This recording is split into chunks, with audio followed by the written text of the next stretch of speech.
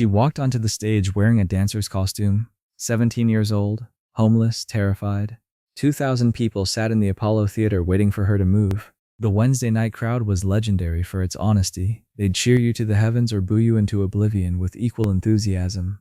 There was no middle ground at amateur night. But Ella Fitzgerald's feet wouldn't obey. The stage lights were too bright, hot against her face. The crowd too large, their collective breathing creating a presence she could feel even if she couldn't see them past the footlights. The stakes too high. This wasn't just a performance, it was survival. She'd come here to dance. She'd practiced the steps for weeks, memorizing every turn, every gesture. This was supposed to be her moment, the thing that would change everything. But standing under those lights, hearing the band start the up-tempo introduction she'd requested, her body simply refused to cooperate. Her knees locked, her breath caught, her mind screamed move, dance, do something. But her legs might as well have been concrete. The MC looked at her with concern. The band played on, waiting for her to start. The audience began to murmur, a low rumble of confusion and impatience, and Ella stood frozen, a dancer who couldn't dance, about to be booed off the stage at the most important moment of her young life. Then she opened her mouth and made a decision that surprised everyone in that theater, including herself. This is the story of the night Ella Fitzgerald went on stage to do one thing and ended up doing something completely different. The night fear turned into courage. The night a failed plan became the best thing that ever happened. The night a homeless teenager became a legend because everything went wrong in exactly the right way. 17 years old, and Ella Fitzgerald had already survived more than most people face in a lifetime. Orphaned at 15 when her mother died suddenly, leaving her alone in a world that had no safety net for black teenage girls with nothing. Raised in Yonkers by an aunt who couldn't really afford another mouth to feed, who did her best, but whose best wasn't nearly enough. Then the abuse started. She never talked about the details, never put it into words, but it was bad enough that running away seemed safer than staying. So she ran. To Harlem. To the streets. To whatever survival looked like for a 15-year-old girl with no family, no money, no connections, and no legal way to make a living. The Harlem of 1934 was brutal for a black teenage girl with no family and no money. The Depression had already crushed most legitimate opportunities. Jobs were scarce for adults. For a teenage runaway, they were nearly impossible. She worked as a lookout for a brothel, standing on street corners and whistling warnings when police approached. Ran numbers for local gangsters, delivering slips of paper with bets to collectors. Slept in alleys when she couldn't find anything better, in abandoned buildings, in doorways, anywhere that offered shelter from the cold. She was arrested once for truancy, sent to a reformatory for colored girls. The conditions there were worse than the streets, and she ran away from that too. By the time she was 17, Ella had learned how to be invisible when she needed to be, how to read danger in a man's eyes, how to go days on almost no food, how to keep moving because stopping meant thinking and thinking meant feeling and feeling meant breaking down completely. But Ella had one thing that poverty couldn't touch, a love for performing. She'd watch dancers outside the clubs, memorizing their moves. She'd listen to singers through open windows, learning their phrasing. And she dreamed that maybe somehow she could find a way into that world where music and movement could be a way out of the streets. The Apollo Theater Amateur Night was legendary in Harlem. Every Wednesday, amateurs could compete for prize money and, more importantly, for the chance to be seen. Winners sometimes got bookings, sometimes got noticed by managers or club owners. Sometimes, rarely, but sometimes, it changed lives. It was a long shot, but for someone with nothing, long shots were the only shots available. The Apollo audience was famously tough. They'd made stars, yes, but they'd also destroyed dreams with brutal efficiency. If you were bad, they let you know. The executioner would appear with a broom and chase you off stage. The crowd would laugh and boo, and you'd slink away, humiliated, knowing you'd just failed in front of the most unforgiving audience in Harlem. What if you were good? If you were really good, they'd lift you up like royalty. The same crowd that would boo you mercilessly would also cheer until their voices gave out if you deserved it. That was the bargain. You risked everything for the chance at everything. Ella had been planning her amateur night appearance for months. She was going to dance. She'd always loved dancing more than singing. The way movement could express what words couldn't. The freedom of it. The pure physical joy when you hit a step perfectly and your body felt like it was flying. She'd watched the Edwards sisters, a popular dance duo, and taught herself their routines by watching from the street, practicing the moves over and over until her muscles remembered them even when her mind was foggy with hunger. She practiced in alleys and on street corners, perfected her timing, her turns, her footwork. This was going to be her ticket out. She'd win the competition, get noticed, get work as a dancer. It was a plan, the only plan she had. The night of November 21st, 1934 was cold. Winter coming early to New York. Ella wore a borrowed dress that didn't fit quite right, altered with pins and thread to look like a dancer's costume. She'd cleaned herself up as best she could at a public fountain, slicked her hair back with water and whatever grease she could find, scrubbed her face and hands until they were raw. She looked as professional as a homeless 17-year-old could manage, which wasn't very professional at all, but it was the best she had. The Apollo was packed beyond capacity. 2,000 people crammed into a theater designed for 1,500, standing in the aisles, sitting in every available space. Amateur night was always popular, but tonight felt different. The energy was electric, anticipatory. The depression had made people hungry for entertainment, for distraction, for the slim possibility that they might witness someone's life change before their eyes. Performers waited backstage in a cramped, humid room that smelled of sweat and fear and cheap perfume, each hoping this would be their moment. Some were seasoned, with real training and real costumes that fit properly. They'd performed before, knew how to work a crowd. Others, like Ella, were desperate first-timers betting everything on one shot. The room buzzed with nervous energy, people humming scales, running through lines, stretching, praying. Ella watched from the wings as other acts performed. A singer who brought down the house with a rendition of Stormy Weather that had people on their feet. A tap dancer who made impossibly difficult moves look effortless, his feet creating rhythms that seemed superhuman. A comedy duo that had the audience roaring, their timing perfect. Each successful act made Ella more nervous. These people were good, really good, trained, polished, professional. What made her think she had any chance against this level of talent? But she'd come this far. She'd signed up, her name was on a list, and the prize money, $25 for first place, would mean food and shelter for weeks. Real food, not scraps. A room with a bed, not an alley. She couldn't back out now. This might be her only chance. Then she heard it. Next up, Miss Ella Fitzgerald. The MC's voice cut through her panic. This was it. She took a breath and walked toward the stage. The lights were blinding, so much brighter than she'd anticipated. She couldn't see the audience, just a wall of darkness beyond the footlights. 2,000 people out there, waiting. The band started playing the up-tempo number she'd requested for her dance routine. The rhythm was right, the tempo was perfect. This was her moment to move, to show them what she could do. But Ella's feet wouldn't move. Her knees locked. Her body refused every command. Her brain was screaming. Move, dance, do something, anything. She just stood there, frozen under the hot stage lights like a deer caught in headlights. The audience began to notice. The murmuring started. Who was this girl? Why wasn't she doing anything? The band kept playing, but it was clear something was wrong. Ella could feel it happening. The moment slipping away. Her one chance evaporating under the brutal scrutiny of 2,000 people who'd paid to see entertainment, not some scared kid standing still on stage. She knew what came next to the Apollo. The amateur nights were famous for their brutal honesty. If the audience didn't like you, they let you know. The executioner would come out and chase you off stage with a broom. The crowd would laugh and boo. You'd leave in humiliation, your dreams scattered across the stage floor. But the humiliation was coming. She could feel it. Any second now the executioner would appear. The crowd would turn cruel, and she'd run off the stage and back onto the streets with nothing changed except now she'd know for certain that she had no way out. In that moment of absolute panic, with her dance dreams dying in front of 2,000 people, Ella Fitzgerald made a decision. She opened her mouth and said, to the MC, to the band, to anyone who would listen, I'm gonna sing. The MC looked confused. You were supposed to dance, honey. I'm gonna sing, Ella repeated. Her voice was small but certain. This wasn't the plan. This had never been the plan. But the plan had failed, and singing was the only other thing she could think of doing. The MC shrugged. At this point, anything was better than watching a terrified girl stand frozen on stage. What do you want to sing? Ella's mind raced. She hadn't prepared a song. She'd been so focused on dancing that she hadn't even thought about singing. but she'd heard a song recently.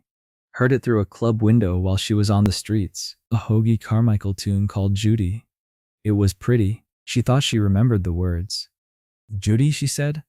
The boy knew it. They started playing. A slow, gentle introduction. And Ella, still standing in her ill-fitting dancer's costume, still terrified, still certain this was all going to end in disaster, began to sing.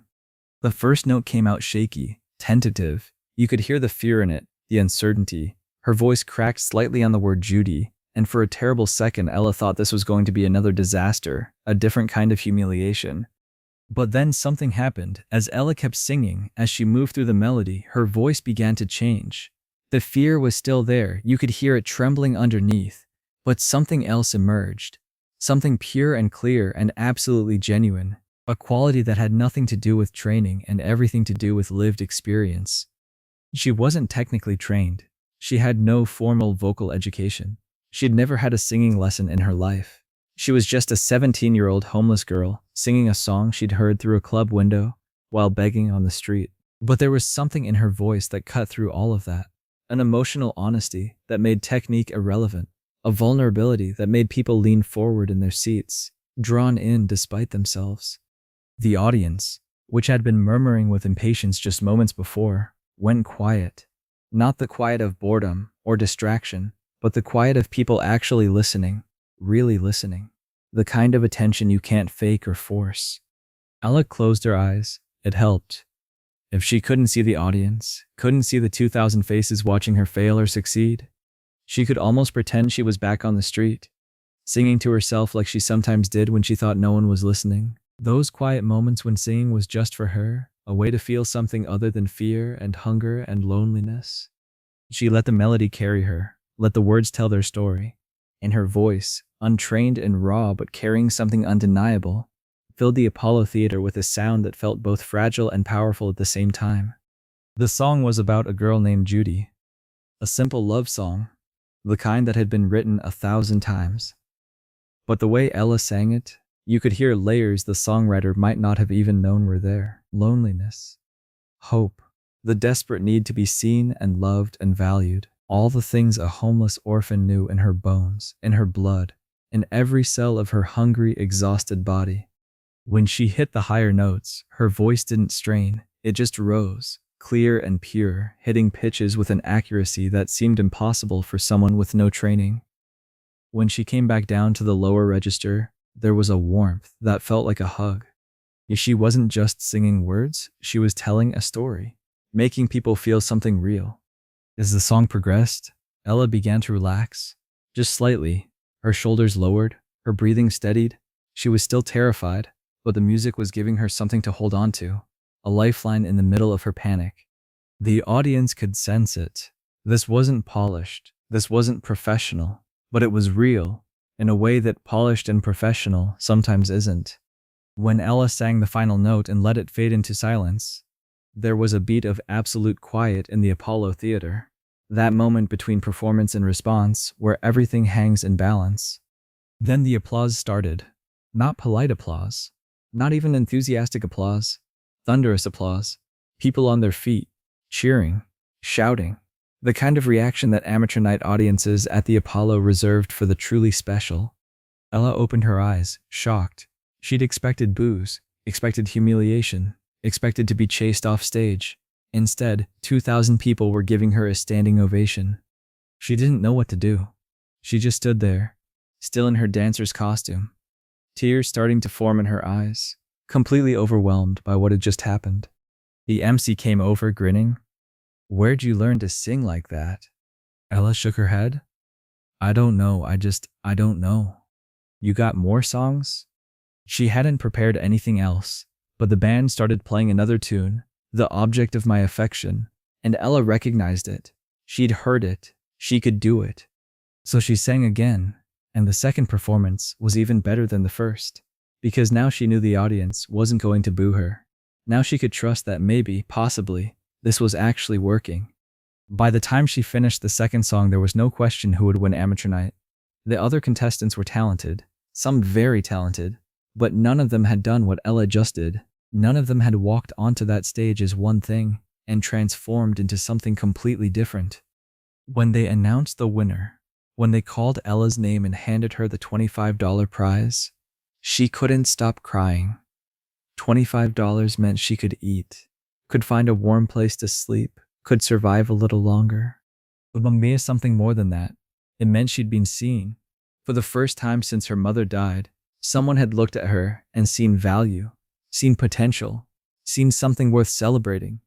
What Ella Fitzgerald didn't know that night, couldn't have known, was that several people in the audience were more than just casual music fans looking for Wednesday night entertainment. Bardu Ali, the master of ceremonies at the Harlem Opera House, was watching from the third row, his experienced ear immediately recognizing something special. Benny Carter, a well-known bandleader and arranger, sat in the balcony, already thinking about how that raw voice could be developed, trained, turned into something extraordinary. Tiny Bradshaw, another bandleader, was making mental notes about approaching this unknown girl after the show. They saw what everyone else saw, a raw, untrained voice with something special. Something that couldn't be taught, but they also saw potential.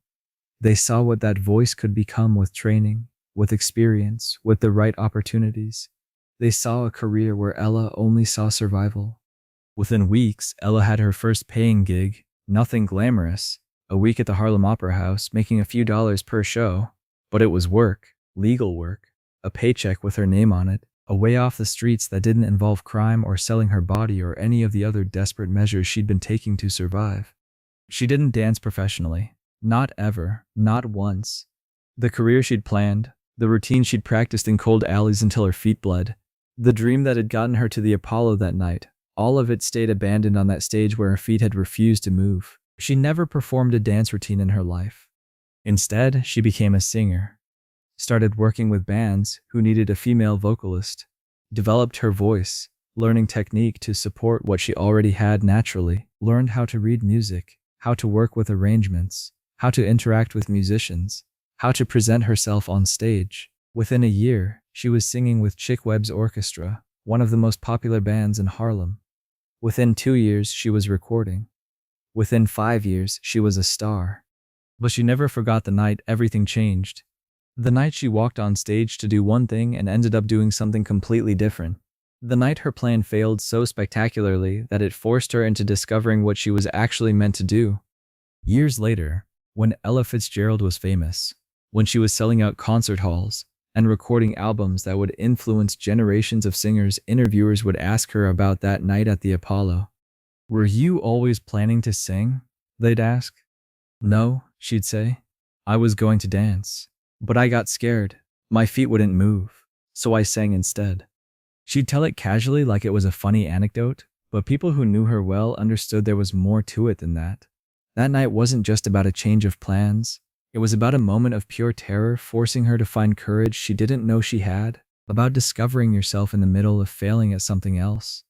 The costume she wore that night, the ill-fitting dress altered to look like a dancer's outfit, she kept it for years, a reminder of what she'd planned to be and what she'd actually become. Because here's the profound truth underneath the story. Ella Fitzgerald became one of the greatest vocalists in American history because her first plan failed, because her body betrayed her at the worst possible moment, because everything went wrong in a way that forced her to discover what was right. If her feet had moved that night, if she'd successfully danced her routine, she might have become a dancer. Maybe a good one, maybe successful. But the world would have lost one of the greatest voices it ever heard. The failure on that Apollo stage was actually the beginning of everything that mattered. Ella Fitzgerald went on to record over 200 albums, won 13 Grammy Awards, performed for presidents and queens. Her voice became the standard against which all other jazz vocalists were measured. The 3-octave range, the perfect pitch, the emotional depth, all of it started to develop from that night when she was too scared to dance and had to sing instead. But the legacy of that Apollo night is bigger than just Ella's career. It's about what happens when our plans fail, when the thing we thought we were supposed to do becomes impossible, when we're forced to improvise in the middle of our worst fear. Most of us, when our plans fail, shut down. We let the fear win. We walk off the stage before anyone can boo us off it. We decide that if plan A didn't work, there's no point in trying anything else. Ella Fitzgerald, 17 years old and homeless, standing on that stage with her feet frozen and her dreams dying, made a different choice. She didn't have a plan B. Singing wasn't prepared or practiced. It was just the only other thing she could think of doing in that moment. And that spontaneous, terrified decision changed music history. The people who were there that night, the ones who saw a scared teenage girl in a dancer's costume standing frozen under the stage lights, then watched her transform into something none of them expected. They never forgot it. They'd seen raw talent before. The Apollo attracted talented performers every week, but they'd never seen someone discover themselves in real time.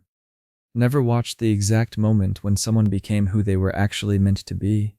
That's what happened on that stage, not just a successful performance, not just a girl winning the contest, but a transformation. The moment when Ella Fitzgerald stopped being a homeless orphan, trying to survive through dancing, and became Ella Fitzgerald, the singer, the artist, the legend. She walked onto that stage as one person and walked off as someone completely different. And none of it would have happened if her original plan had worked. The Apollo Theater still stands in Harlem, still hosts amateur night, still gives unknowns their shot at being seen. On the wall backstage, among photos of all the legends who got their start there, there's a picture of Ella Fitzgerald, young, uncertain, wearing a costume that doesn't quite fit. The caption doesn't say the night Ella Fitzgerald sang. It says the night Ella Fitzgerald became Ella Fitzgerald. Because everyone who knows the story understands. That night wasn't about discovering she could sing. She'd always been able to sing. That night was about discovering she had to. When everything else failed, when her body betrayed her and her plans collapsed and humiliation seemed certain, Ella Fitzgerald opened her mouth and found her voice. Not just literally, but metaphorically. She found who she actually was underneath who she thought she was supposed to be. In 2,000 people in the Apollo Theater got to witness the exact moment it happened. The stage lights were too bright, the crowd too large, the fear too overwhelming. Ella Fitzgerald couldn't do what she'd come to do, so she did something else instead. Something she hadn't practiced, something she hadn't planned, something that surprised her as much as anyone. She sang, and everything changed. Not because the plan worked, but because it failed in exactly the right way. Because sometimes the best thing that can happen is for everything to go wrong. Because sometimes we don't find our purpose, it finds us. In the middle of our greatest fear, when we're forced to be brave enough to try something we never planned on doing. That's the real story, not just of Ella Fitzgerald, but of what's possible when we don't let failure be the end of the story. When we let it be the beginning instead.